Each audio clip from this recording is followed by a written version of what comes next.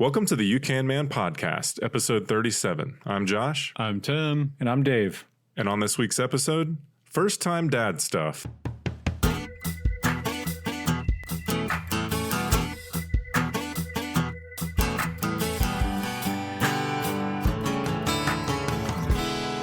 Hi guys, welcome back to the You Can Man podcast, where we believe what one man can do, you can do as well. Guys, how was your week? It's good to be back. Yes. We took a week off. A little hiatus, right? Man, that was, we had a 35 episode run of no breaks. That's right. It's hard to do. Our goal was a year. We're back on it. That's all that matters. And you ruined it for us, didn't you, Josh? I kind of took the heat for a lot of goings on because I know we all had some crazy scheduling things. We did. I was extremely busy, and you had a life event. Yeah. So we blamed it on We that. were wanting to do a full year of no breaks. Yeah. That was the idea, but, life gets in the way, Which, we did record something. We did. Some of you did. Yeah, sorry about that, It's Dave. whatever. You can listen to it, though. It's episode 36. I was busy engineering America. You can find that on Apple Podcasts or Spotify. You should listen to the show someday. I should do think that. you should. Yeah, week's been good. I've been on paternity leave. I have a very generous leave from my current company, and so I'm in my second week. AKA vacation for the dad, right? You would think, Yeah. but no. New baby in the house. No one's on vacation. Yeah, nobody's on vacation. I'm running the other two to school and back from school, and we've been sick, like some of the folks in the house. Not me, but others have been sick. Very messy sickness. I won't You get into pride it. yourself on Okay. not getting sick, don't you, Josh? I kind of do, and He talks down to people when they do get sick. I wouldn't. Yeah. I wouldn't. I'm just know, like, but You're weak. I'm like, when somebody gets a cold, he's like, "Oh, you have the sniffles, don't you?" yeah, you should just think about not being sick. Okay. Just be stronger. But Got yeah, it. Check. I've been cleaning up very disgusting messes. Wow. For most of the past week. But new baby's good, so that's the good news. He hasn't been sick.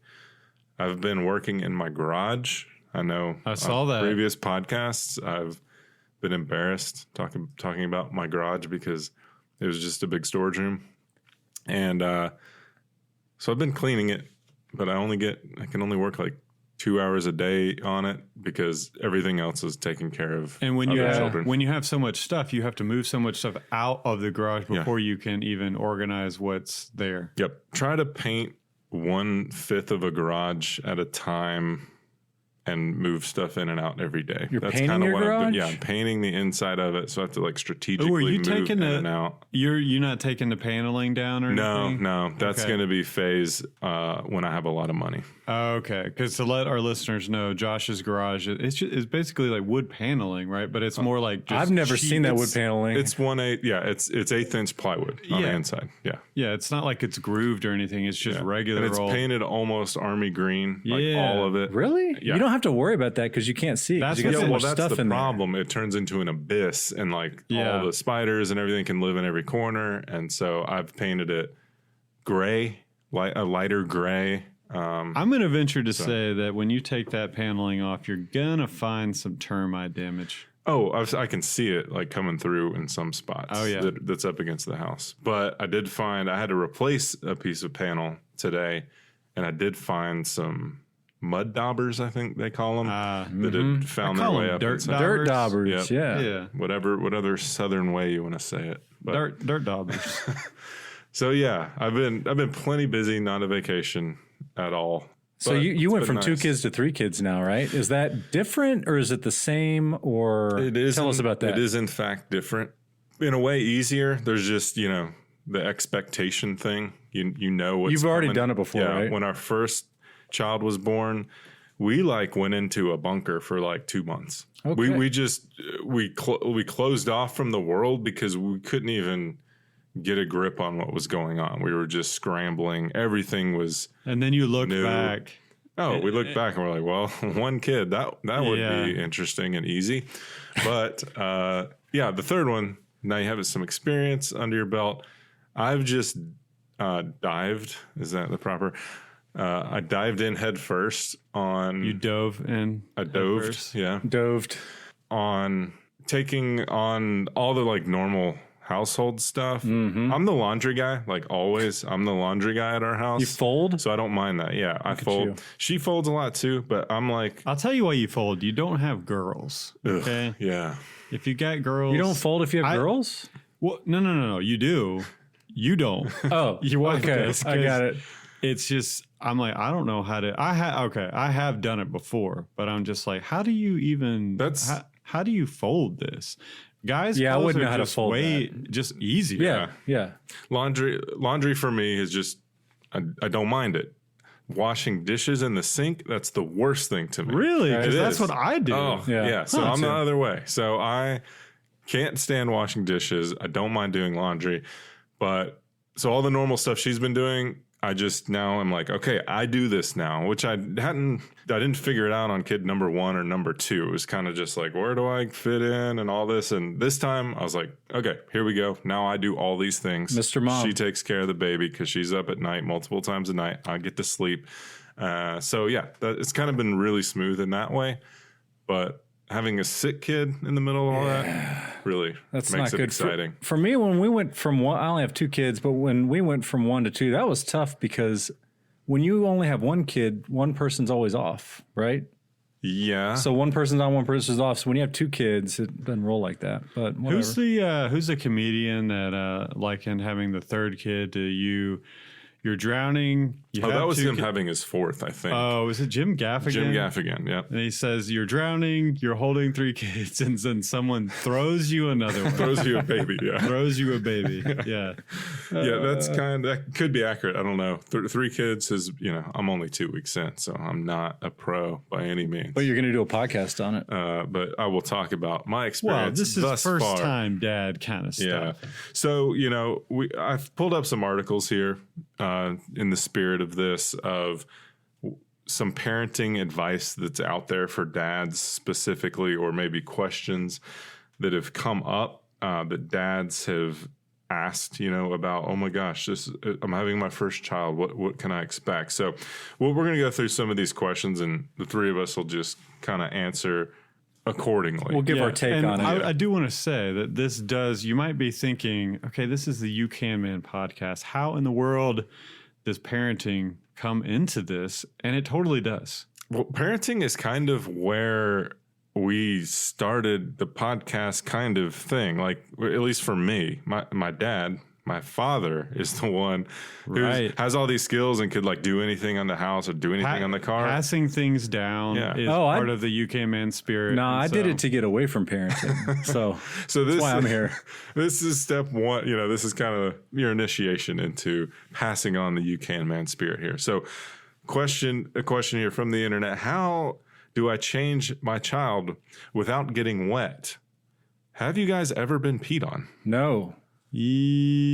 Yeah, no, I think I probably have. I never have. My wife has maybe once or twice, but like that's one of it's those. just if you're just you just have your guard down, you're not thinking. Like that's why you're getting peed on. Yeah, I'm kind of lazy. I think I've just been lucky playing the roulette with that. But that's one of those things that every parent, not every parent, but when you're a new parent, people are like, "Oh, you're gonna get peed on. You're gonna pee." Like it's like everyone says, especially boys. That's just something that happens, and it's not been our experience. I Yeah, don't same know. here. But I feel like my number just hadn't come up because, I mean, if you divided the pie into 3 pieces, I've at best done a third of the pie in terms of how many diapers I've Yeah, changed. 'cause So I'm not, I mean, I think I remember you know what I'm saying saying? that we had this conversation, Dave, because you said you haven't really changed many diapers, and we're like, what?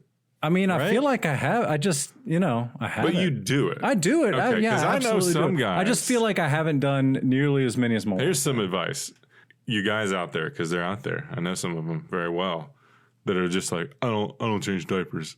You get over that. There are people Like- that don't do it. I'd never changed a diaper until I had a kid. But that's what I'm saying. Go ahead. If you're gonna have a kid, just go ahead and get that out of your mind that you're not gonna ever have to change a diaper. Or Yeah, that you have to shouldn't, or do that it. it's gross or whatever. Get over it. Change the diaper. That's all I got Yeah, on that. I can't fathom being the guy that doesn't I didn't know. I feel like we're being really judgy right now, but we kind of are. No, I didn't know that, guys. That there were people out there that like one person is the only diaper changer. I think that's kind of a bad decision. I can go ahead and say it. I think I'm comfortable saying Change that. the diaper.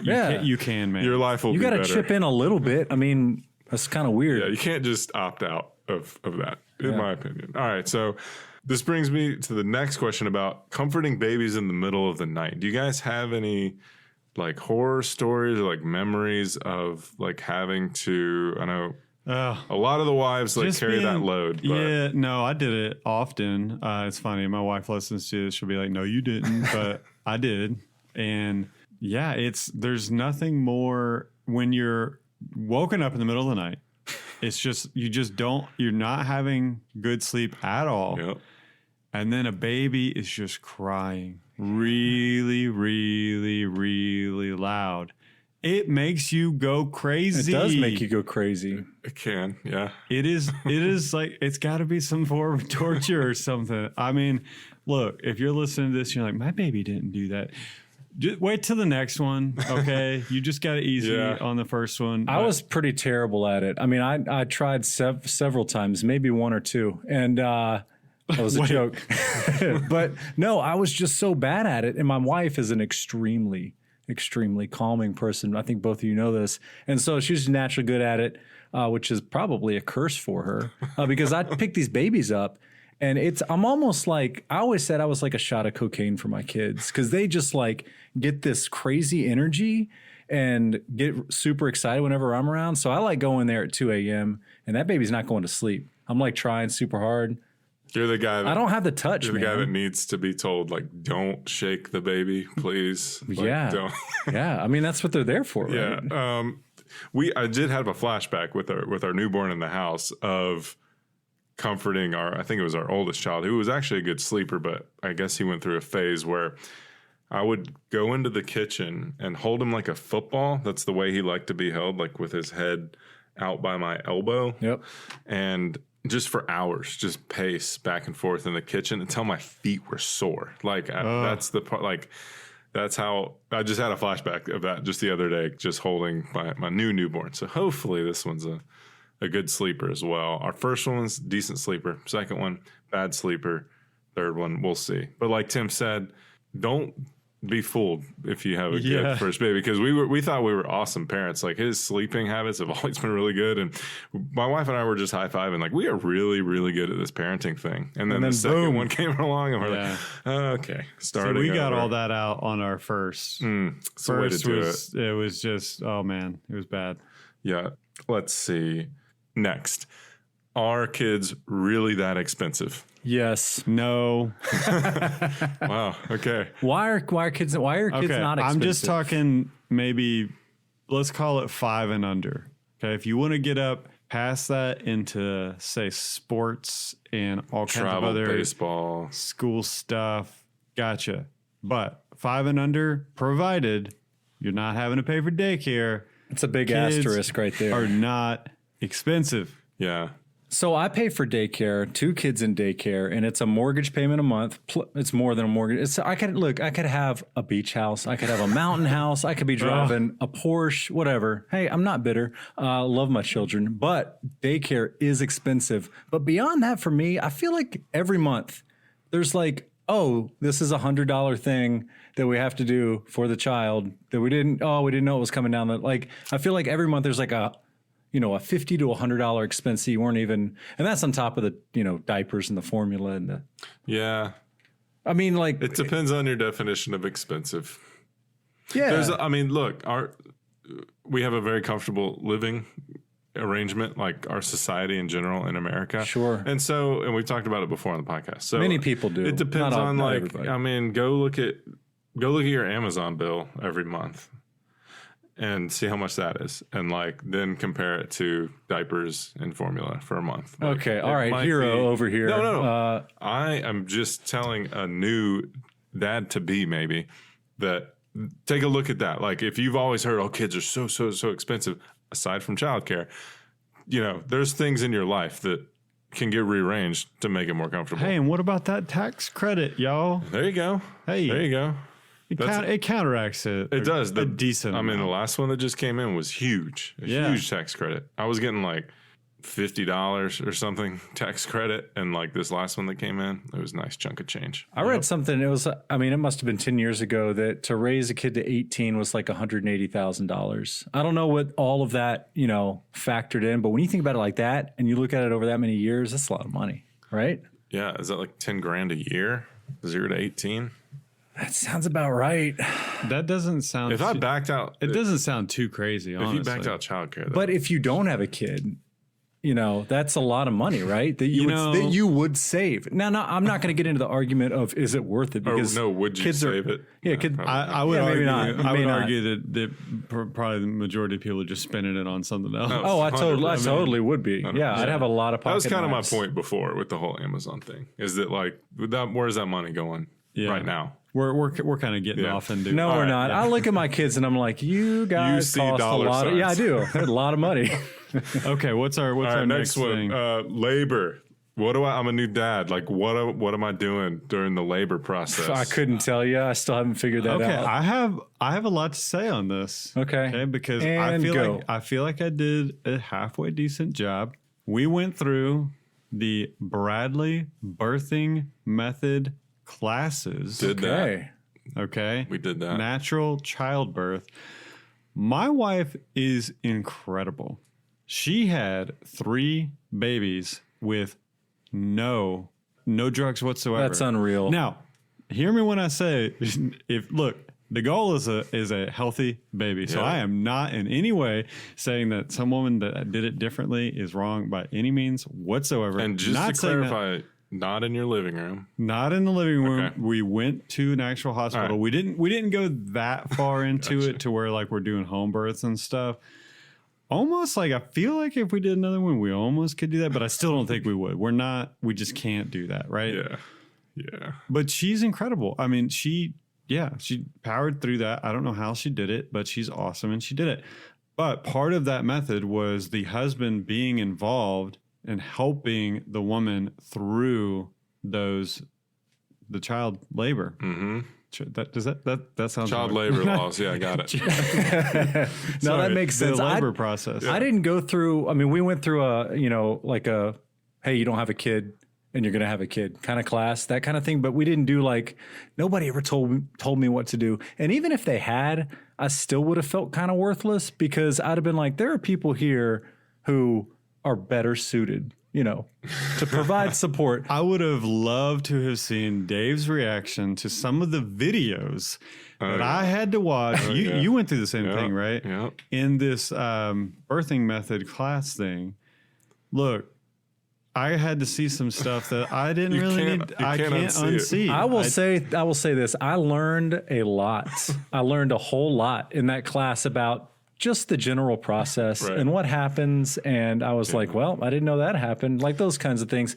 I will say this. It is an experience, okay? When obviously, if you're a guy, you're not going to be going through labor, but just being there, okay, and being a part of that is you can't. There's nothing else like it. I've got a question for you guys. Do you feel like you becoming a dad didn't feel real until you saw that baby? No, 100%. Really? Yeah, I kind of think that because before that, I knew that baby was live and kicking and well, but not until I saw the baby was it did it really hit the me? Emotional, really hit? Yeah, the emotional part of it. Yes, agree. Logically, obviously, I knew. Look, I'm a dad. The first, whenever we found out, sure, I'm now a dad. Yep. But seeing child and hearing them cry, and I'm just gonna tear up. Yeah. Don't get weird, man. Yeah, sorry, but part of that, man. No, I totally agree. That when I first laid eyes on the baby, like that's when I was like, whoa, here we go. Okay, I feel a little bit like a robot because when my kid came out, I was like, well, that makes sense. Okay, now we have a child. But I always said that when my first kid was born, that was the weirdest day of my life because I didn't know how to react. I didn't know what was going to happen. It was really late at night. I'm tired. She's tired. I didn't know what was going on. but I did have that the second time around because I kind of knew what to expect, and so I was able to enjoy it more. I can see that. Josh has got us all beat because his wife was in labor for like 8 days. That was crazy. See, so. that was like, I live in modern America, and so that sounded like, I mean, what you guys went through, Right. that was crazy. So I don't want to get too personal. We can edit it out. But Dave, doesn't your wife have babies within like a 45-minute window? Okay, so the first one, it took a while. I don't remember how long, maybe like 10 or 12 hours from the time we got to the hotel till when our first hospital until the kid was born. It's like 10 to 12 hours. But the second one, she texted me at 12:50. My water just broke, and I leave work and hightail it to the hotel. And it was less than an hour later. So it was like 12:50 to, I don't remember what the timing was. It was less than an hour that the kid was born. So it was incredibly stressful. I literally thought both of them were gonna die. I got super freaked out, but they powered through it. It was amazing, and it was crazy. Like it was just insane. Yeah, so it was really quick. Yeah, we had the opposite of that. So my wife and I did also the Bradley method, planning on having a natural water birth at this witch doctor that we go to. Just kidding. It's a normal hospital that does water births. But that was the plan. And so here's some advice. Just roll with it. Like whatever y'all's plan is. I know there's a lot of folks out there that may want to do the natural thing, the water birth thing, whatever. Like your best laid plans may not pan out. The goal is a healthy just baby. get that kid out of there. Exactly. Healthy she labored for like 50 hours, literally. That's 50 hours natural labor. We sound like some moms sitting around talking. Yeah, we do. This is weird. We're proud of our wives. Until we're just like, okay, this is not going to happen. Like her body's not going to do it. Let's get some drugs. And it wasn't a big deal. And that's it. So there you go. Also the advice, just do kind of whatever. Have a plan with your wife at least of like what you want me to do during labor. Because as a guy, you're just like, okay. Yeah, the last thing what you am I want gonna do? The last thing you want is for your wife to be getting upset with you while she's going through something like that. Yeah. Because even if you do have a plan, a little bit of that's probably going to happen anyways, about her getting upset with you about something just because she's in a lot of pain and it's a crazy thing that she's going through. So yes, you got to have a plan like that. What are the things that are going to help me help you? Yeah. Real quick, pro tip. Sorry, Josh. I will say, don't focus and talk to the sister the whole time while the whole birth thing is happening. Because I got in trouble for that. I was nervous. I didn't know what to do. And so I just kept talking to her sister. And my wife is like, Dave, like screaming at me, like, you got to focus. And so, hey, stay focused and be supportive. Stay in the game. Yeah. Last thing on this. Even as a third-time dad, my wife, we were walking from the car to the hospital. She starts having a contraction, and I just start rubbing her back, like out of habit. Just like, I'm like, oh, that would be comforting for her. Don't touch me. She's just like, holds up a hand. She's like, nope, don't. Just let me. Stay away. Like, She's Roger like, that. I got this. And Yeah. cool. Yeah. So let's see. Okay, this one's interesting because I've actually heard this from multiple people I know, and it's regarding a father's connection to their newborn. Like, we talked about, the feeling of like, oh my gosh, I'm a new dad. You see your new baby and that's all cool. And then you go home and it's like, or you're like Mom, Dave and you just don't feel anything. Yeah, I feel no emotions. Yeah. Or so you get home and it's mom and baby. And like, that's like 98% of what's going on. Like the mom and baby just have to do their thing. And so where does that leave you? All right, so I was thinking, Dave was saying he didn't feel like you and I, Josh, were saying that we felt a connection immediately when we saw our baby for the first time. I've heard from some guys that they don't feel connected with their child until they start talking. I kind of felt that a little bit. Like I felt connected, but I wasn't like, I didn't bond with him because my first kid and my wife had like a super strong connection from minute one, and I didn't.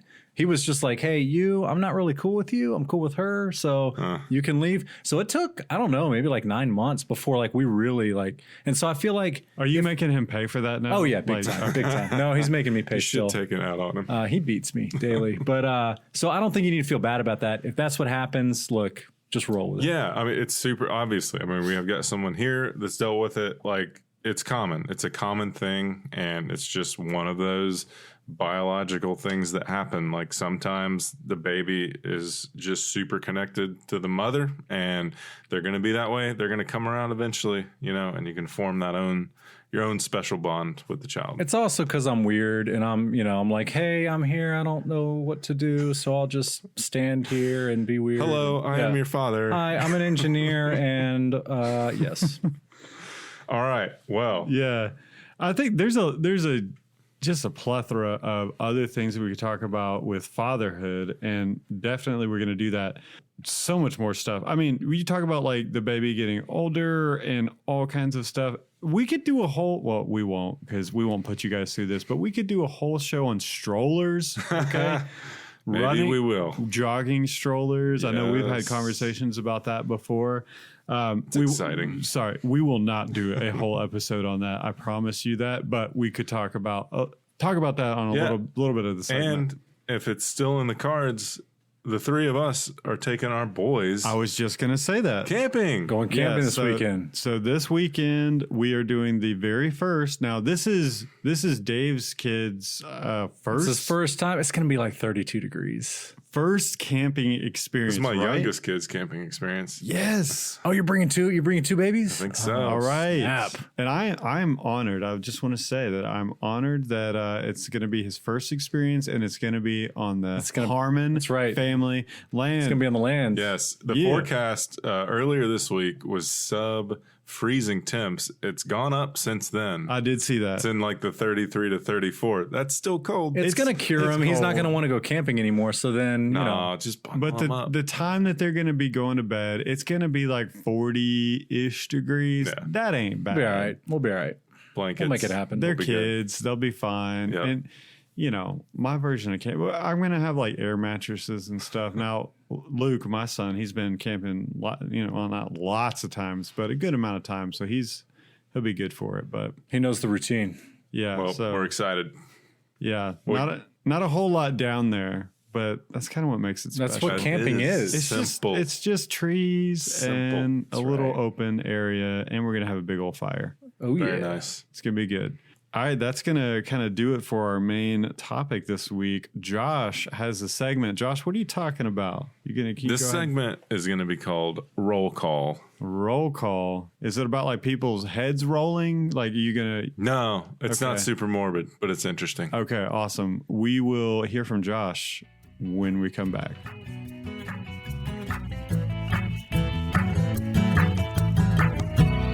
This episode is sponsored by 1776 United. 1776 United is a patriotic and historically inspired lifestyle brand. They make the best patriotic shirts and apparel on the market today. I personally own many of their products, and if you want to don patriotic gear without looking gaudy, check them out on Instagram, Facebook, and at 1776united.com. All right, guys, welcome back. Josh, what you got for us on your roll call All right, so segment? today's topic is it might be the number one issue facing suburban Atlanta, like stay-at-home moms, retirees, people that just always need something to worry about or complaining about. This is a very, very hot topic, and the topic is coyotes. Ooh, yeah. So we've mentioned this before. If you're on the Nextdoor app, at least in Metro Atlanta, it's 75% coyote talk, especially depending on what time of year it is. Yeah, the suburbs of Atlanta. Yeah, it's like everybody's all about the coyote. Do Yeah. people ask What's up on with there, that? like, what is this animal? There's it's every I question. don't know why. What Why is does this? nobody know what it is? My favorite is you'll see a rash of missing cat posts, and then a rash of like, have you guys been seeing coyotes around? I'm like, there we go. nobody's putting this together. Right. So I wanted to do some research on coyotes, and I heard something very interesting about coyotes that I'll mention as we get through this topic. So first of all, coyote is a cool word. I think it's like a really It is a cool word. They It's- named an engine after it. It doesn't. It's a Ford engine. Coyote or coyote? You don't say it like it looks like. Does anybody it's really all- say that? Coyote? I'll say coyote. I think if you live in Montana, you I'll have say to. coyote. You know what? I think I called the Ford motor. I think On the episode, I called it a coyote. You did. Coyote. Yeah, You did. What that's are you weird. from, like El Paso? I know. I don't normally. I say coyote. But anyways, Yeah. Anyway, it's a cool word, but yeah. So, coyote, very interesting history. It's overpopulated. So it is. There's a scale, like an extinction scale, that some government agency keeps track of. They ain't got no problems with that. They're not. They're on the Right. as far to the good end as you can for an animal's. guys, Survivability. let's just stop here, Survivability. okay? Let's think about the passenger pigeon. Yeah. Oh yeah, that's Yeah. a good point. It- Okay. This has a little bit of a tie-in with the passenger pigeon. Okay. So, yeah, North America, Central America, coyotes prevalent. They're all the way into the East Coast. They're up in Canada. They're out west. They're in Mexico. In 2013, they were spotted for the first time across the Panama Canal. Whoa. So how crazy is that? So a coyote made its way. So they hadn't made it that far down yet. Yeah, and what's interesting is coyotes are like American, like not USA American, but the American continent, 100%, because wolves are like all over the world, and they're all kind of dogs and related and things like that. But the coyote specifically has never like crossed continents. Well, what's the before. difference between a coyote and a wolf? Do we know? A lot of their size? DNA is very similar. I think they have, Coyotes like, are just more redneck. Like that's just coyotes how it are is. smaller. They're much smaller, and that's I'm sure there's a lot of habits that they have that are different, but for the most part, they're different colors. They're smaller. They seem like the hyena of the dog community. They are related. Are they really? To jackals. I don't know if Okay. jackals and hyenas are the same thing, but close to the jackal. So anyway, the average male is from like 18 to 44 pounds. The average female is 15 to 40 pounds. So it's like an average dog size. It's not very big. They eat anything from rabbits, rodents, birds, fish. Like they're small game. Sometimes they'll eat like vegetables if they're really hungry, but they can't take down big game. They are special because they have something that humans also have, which apparently not a lot of animals have, but they can hunt. They can decide to hunt either in packs or alone. Oh. So it's not like most animals, I guess, are one or the other. So it's an adaptation they have that's been very, very beneficial to their survival. So the first time they were really discovered was there's an account of a preacher in Illinois in 1750 describing this like prairie wolf thing that was different from a wolf, and they were smaller. And so he kind of was maybe probably the first one they think they weren't discovered in America by people. until 1750. Yeah, because they apparently didn't exist past the Mississippi for like ever. Really? Ever. Like, and so yeah, 1750 So they were only in the Illinois. West. Yeah. And Illinois is like the first state over the Mississippi. So when Lewis and Clark came through, that's really when they were really discovered, which was like 1804. And they mentioned this small wolf that lived in these dens, and they would run around in packs of like 10 or 12, and they couldn't take down a deer. And general observation, 1819, the first guy, his name was Thomas Say. He named the coyote and said, this is a thing. He was the scientist that made it official, and he actually used Lewis and Clark's notes and like went to the exact spot that they saw coyotes to go find them as well. That was 15 years later. So for some reason, and a lot of people attribute it to Mark Twain, coyotes have had a bad rap. And So I'm saying people don't know shifty. why. But yeah, well, that's the thing. So Mark Twain wrote this in one of his books called Roughing It, I think.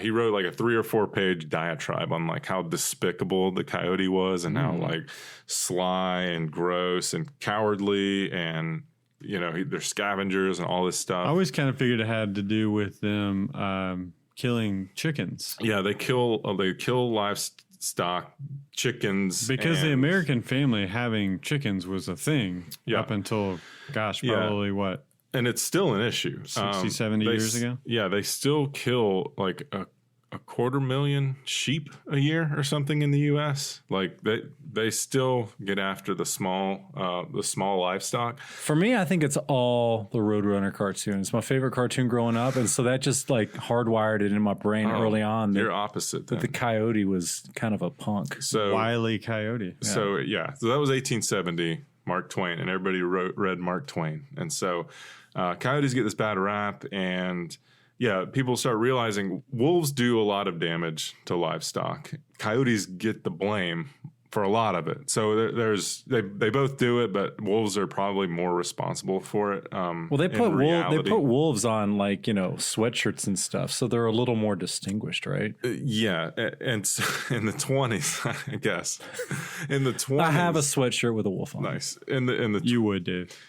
In the 20s, the Bureau of Biological Survey called the coyote like an arch predator because they had already eradicated wolves almost entirely and in the early 20th century. And so the next target became coyotes, and they tried to poison them and trap them. And I mean, they were killing them by the hundreds of thousands, much like the carrier pigeon. They were just passenger pigeon. They were just trying to decimate the coyote population. A lab was created called the Eradication Methods Laboratory in 1931. Congress gave a $10 million grant to just go kill coyotes, right? So, just the general population and the government was like, we got to get rid of these things for whatever reason, because what's crazy is that the coyotes were just not responsible for as much damage as they thought. It was really the wolves, because like we said earlier, the coyotes are eating like the small game for the most part. And they can hunt in packs if they want to, but usually they're just going after small stuff.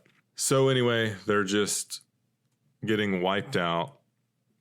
They think they're getting wiped out. And it's not until the 60s or 70s when Richard Nixon started banning the use of poisons against coyotes.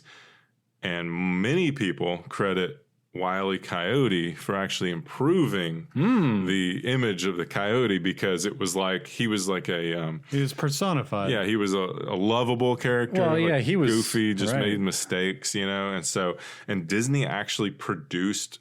I couldn't find the films, but 6 pro coyote films like Disney made that were promoting the coyote as a good animal to have around. So what's really interesting about this eradication that they tried is that it totally didn't work. I was going to say they seem like a hardy species. Yeah, so today they are everywhere, and like we said before, like early in the 16th, 17th century, they were only west of the Mississippi. So what happened was in the 1890s, all these forests started being transformed into agricultural land out west. And so coyotes just took off and just kept moving and kept moving. And when they got poisoned, they just kept moving and moving. And so one huge dispersal happened from 1890 to like 1940, and they made it all the way around the Great Lakes on either side and made it over to New York and Pennsylvania. And then again, there was another purge out of Texas from all that agricultural land. And those coyotes made it in the 70s and 80s all the way to the Carolinas. So that's kind of when coyotes. Okay, so there weren't really coyotes here in the 60s. Dang, that is really interesting. I never knew that. Okay, so as far as here in Georgia, we likely did not have coyotes until the 70s and 80s. Wow. Yeah. So it's kind of a new thing. And another part of them moving east was, since wolves had been eradicated in a lot of areas, coyote populations would move in, and since they're so similar, they can actually mate with each other. And so a lot of coyotes around here, and I remember mentioning this on a previous podcast, of how big these coyotes. You got a big one over here, right? That was like a German Shepherd size. when they're supposed to be 44 pounds you or gotta take that under. thing What do they down. call it? Coy wolf. Coy wolf. Oh. Okay. It's like a Coy donkey. wolf. So they've started mating with wolves in a lot in the Mid-Atlantic region, and so I think That that's one what I we saw, have. no joke, maybe 70 feet from me, right outside UCAN Man Studios, world headquarters. That thing looked like could have been one of those. Yeah, I Big think so coy- too. Now coy- after coy wolf? coy wolf, yeah. So they are hardy. They go in and they'll start mating with They're just like durable. leftover wolves. So which brings me to the title of this segment called Roll Call. I was wondering when you were going to So bring one that in. thing that coyotes do, and I think some wolves do this too, Sound off. they will do a roll call. And what that is they howl and they'll yip and all the noises they make. One pack will do that to communicate with other packs. When they're being hunted or poisoned, or just when people are trying, because humans are basically their only predator besides like cougars and mountain lions and stuff. When we try to eradicate them in certain areas, they'll sound off. And part of doing that is to see how many other Who all's packs are in around? the area. If they don't get responses from enough packs, the females will actually start carrying more pups per litter. So Wow. typically it's like 4, 5, or 6 pups in a litter. When they're being actively She'll be suppressed like, in an no, area, I gotta stock up. 12 to 16. Wow. So they'll quadruple their reproduction based on how many other wolf pack That's or coyote crazy. packs they're hearing in the area. And so the more you try to rid the area That's of crazy. them, the faster they start. You got to go after that reproducing. queen. It doesn't matter. It doesn't matter because every other one is having 4 times as many if that That's one crazy. leaves. So that was my fun fact of the day. Okay. Roll call. And why coyotes are everywhere and you can't get rid of them. Oh, Wow. we can.